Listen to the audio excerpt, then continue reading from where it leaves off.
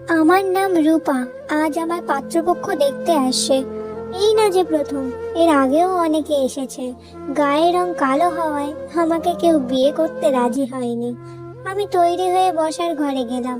পাত্র বলে উঠল, আমার মতো সুদর্শন ছেলের পাশে কি তোমাকে মানায়?